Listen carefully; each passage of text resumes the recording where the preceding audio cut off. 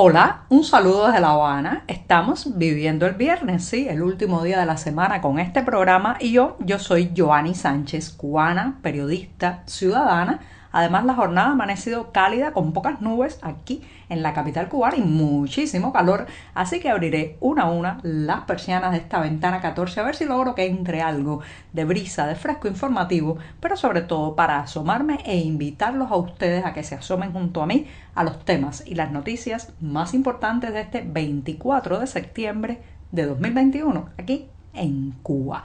Hoy voy a empezar hablando de reapertura, si empieza lentamente la desescalada en La Habana y ya les comentaré al respecto. Pero antes de decirles los titulares voy a pasar a servirme el cafecito informativo que, como saben, está recién colado, así que lo voy a servir en la taza, lo pongo unos breves segundos aquí a mi lado y mientras tanto les comento los temas principales de hoy. Ya les adelantaba que iba a hablar de reaperturas. Sí, empiezan a abrirse algunos servicios en La Habana y la gran pregunta es, ¿y ahora qué? Ya verán por qué digo esto. En un segundo momento, clases a distancia y enseñanza online. ¿Quién paga la conexión? ¿A qué bolsillo van esos gastos? También se fuga el segundo pelotero cubano en México. La escuadra nacional está jugando el campeonato sub-23 y ya va por dos atletas escapados de la delegación. Mientras tanto, les voy a recomendar al final un documental para disfrutar visualmente, pero también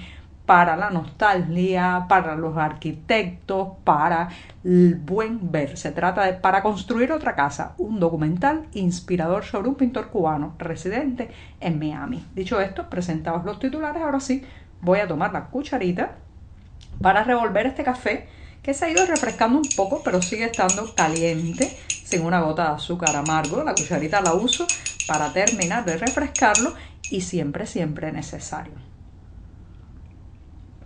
Me doy un sorbito, un buchito de café largo porque ha sido una semana muy intensa editorialmente en la redacción de 14ymedio.com y justamente los invito a que pasen por nuestro diario y allí en sus páginas podrán ampliar muchos de estos temas y la mayoría de estas noticias. Dicho esto, me voy a la primera cuestión del día que tiene que ver con reaperturas, pandemias, después de larguísimos meses de oscuridad, cierre, candado prácticamente sobre los servicios gastronómicos en la capital cubana y a lo largo de todo el país, pues las autoridades han anunciado la reapertura gradual desde este viernes de los servicios gastronómicos en La Habana y otras provincias del país, aquellas que según los datos oficiales mantienen algo así como una estabilidad epidemiológica por el COVID-19. Lo cierto es, señoras y señores, que se supone que en la capital cubana reabrirán sus puertas más de 500 establecimientos, no solamente estatales, sino también privados. Ahora bien, esto es una buena noticia para la economía, el entramado particular también que ha sido sumamente afectado por los cierres provocados por la pandemia, pero uno se hace varias preguntas. La primera tiene que ver con que las autoridades del régimen cubano han aprovechado el coronavirus y la pandemia para extralimitarse en los controles, en la vigilancia y ha utilizado con fines políticos y de control social muchas de estas restricciones. O sea, no nos engañemos, había, claro, estas limitaciones que estaban dictadas por cuestiones epidemiológicas y de salud, pero les fue cogiendo el gusto, vamos a decir así, el régimen cubano a esto de el toque de queda, mantener a los ciudadanos sin poder salir de casa, regular aún más quién compra qué cosa en qué tienda. Se establecieron una serie de restricciones que, reitero, pues excedían la lógica sanitaria y que tengo la impresión de que el régimen no está dispuesto a ceder otra vez en esos terrenos. Por ejemplo, después del 11 de julio, las protestas populares que sacudieron esta isla al grito de libertad y también pues pidiendo la renuncia inmediata del Ejecutivo cubano, pues las autoridades locales, especialmente en La Habana, recrudecieron, restringieron, ataron un poco más la movilidad por determinadas zonas de La Habana. Por ejemplo, no se puede pasar prácticamente por la acera frente al Capitolio Nacional, donde radica la sede del Parlamento cubano, y eso, aunque no tiene ninguna lógica epidemiológica, lo cierto es que aprovechan todo esto de la pandemia para imponer estas restricciones. Lo mismo nos ha pasado con el Malecón de La Habana, a pesar de que es un lugar abierto, donde sopla la brisa, el viento, no resulta tan complicado para el tema de los contagios por COVID, pues nos han amputado, nos han quitado hace meses, yo creo que hasta hace más de un año, la posibilidad de caminar por la acera más cercana al muro del malecón. Entonces, sí, reabren algunos negocios estatales y privados, algunos servicios gastronómicos, y el malecón, ¿para cuándo? ¿Cuándo nos van a devolver la acera frente al Capitolio de La Habana? ¿Cuándo se van a acabar las limitaciones para moverse entre municipios, comprar en otras tiendas? Esa es la gran pregunta, o esas son las grandes preguntas, porque reitero, se han aprovechado de la pandemia para recortar y recortar libertades. Y por otro lado, la Cuba que empieza la desescalada post-pandémica, o en medio de la pandemia todavía, es una Cuba herida profundamente económicamente.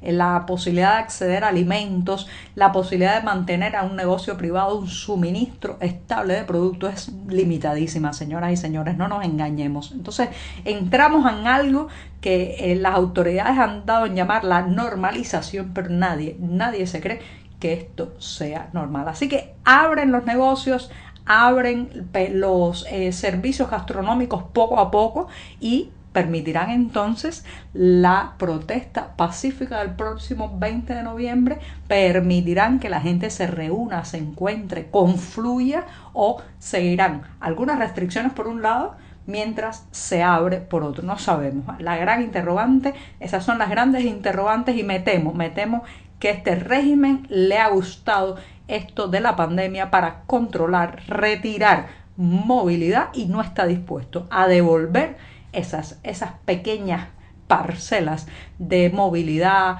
confluencia que antes teníamos. Bueno, vamos a ver qué va a pasar, pero creo que vamos a ver palos de ciegos, idas y venidas en los próximos días y las próximas semanas. Bueno, me voy a dar rápidamente el segundo sorbito para pasar a otro tema. Justamente el coronavirus, como todos saben, ha obligado a suspender las clases hace ya varios meses, prácticamente casi un año, en varias provincias o a lo largo de toda la isla. En sustitución, el Ministerio de Educación y pues las autoridades docentes han implementado una serie de teleclases, señoras y señores, que es un secreto a voces, que son malas, malísimas. Son aburridas, repetitivas, las mismas, un mismo capítulo de una teleclase lo repiten una y otra vez. Ahora mismo varias de las que se están transmitiendo son exactamente idénticas a las transmitidas hace unos meses en el curso anterior. No utilizan para nada las ventajas audiovisuales de la televisión, sino que es un profesor detrás de un buró la mayoría de las veces, frente a una pizarra o con una presentación en PowerPoint salpicada, además de faltas de ortografía y errores garrafales, transmitiendo para una audiencia infantil y adolescente que se aburre en sus casas mirando esto. ¿Lo hace por obligación o no lo hace? ¿Cuál es la alternativa que han encontrado algunos profesores, maestros que aman enseñar, y padres también preocupados porque sus hijos pierdan lo que puede llamarse el entrenamiento educativo, la capacidad de adaptarse a una disciplina docente? Se han creado hilos de WhatsApp y de Telegram, y también pues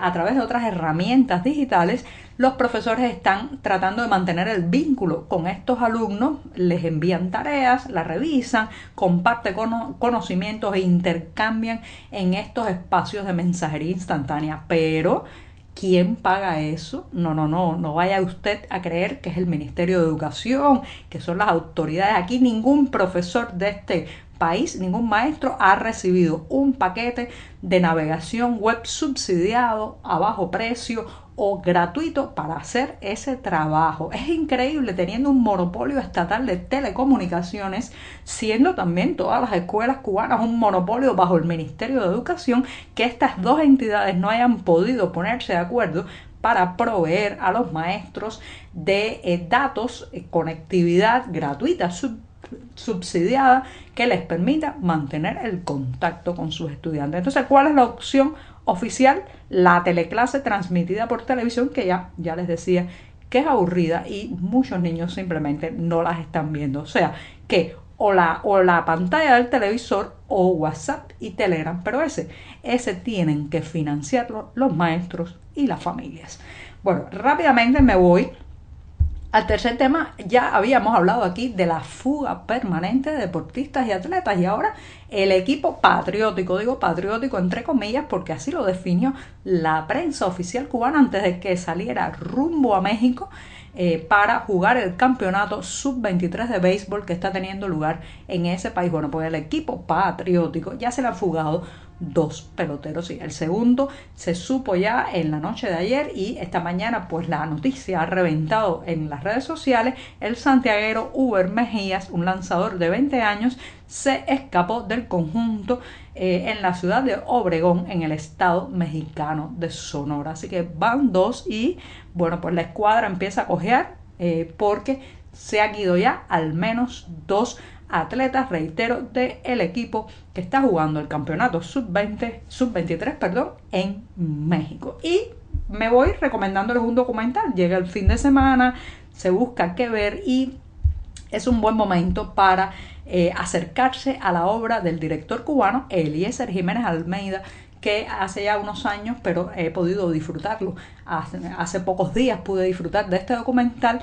Ha filmado y dirigido el audiovisual Para construir otra casa, inspirado y que tiene como protagonista al pintor cubano Humberto Calzada, radicado en Miami. Me ha dado un gustazo tremendo ver este documental que, reitero, los invito a ver, Para construir otra casa, del director cubano Eliezer Jiménez Almeida, porque toca justamente esa segunda piel, la segunda piel de las viviendas.